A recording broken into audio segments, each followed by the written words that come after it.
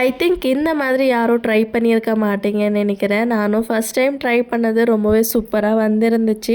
Sweet பொட்டேட்டோவை நல்லா வேக வச்சு எடுத்துட்டு தோல் எல்லாமே நீக்கிட்டு மேஷ் பண்ணி எடுத்து வச்சுக்கோங்க.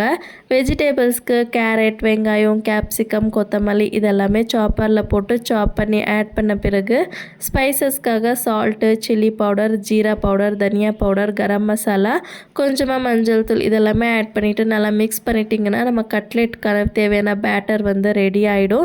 இப்போ உங்களுக்கு பிடிச்ச ஷேப் பண்ணிவிட்டு பிரெட் க்ரம்ஸில் கோட் பண்ணி எடுத்து ஷாலோ ஃப்ரை பண்ணிங்கன்னா ஸ்வீட் பொட்டேட்டோ கட்லெட் வந்து ரெடி ஆகிடும். இதை நீங்கள் டீப் ஃப்ரீசரில் ஸ்டோர் பண்ணிவிட்டு எப்போ வேணுமோ அப்போ ஷாலோ ஃப்ரை பண்ணி பசங்களுக்கு ஸ்நாக்ஸாக கொடுத்து விடலாம்.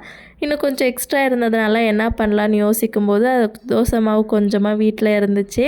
அதுவும் இந்த கட்லெட் பேட்டரில் மிக்ஸ் பண்ணிவிட்டு நல்லா தோசை ஊற்றி பார்த்தேங்க. அவ்வளோ சூப்பராக இருந்துச்சு. கண்டிப்பாக ட்ரை பண்ணி பாருங்கள். வீடியோ பிடிச்சா லைக் பண்ணுங்கள்.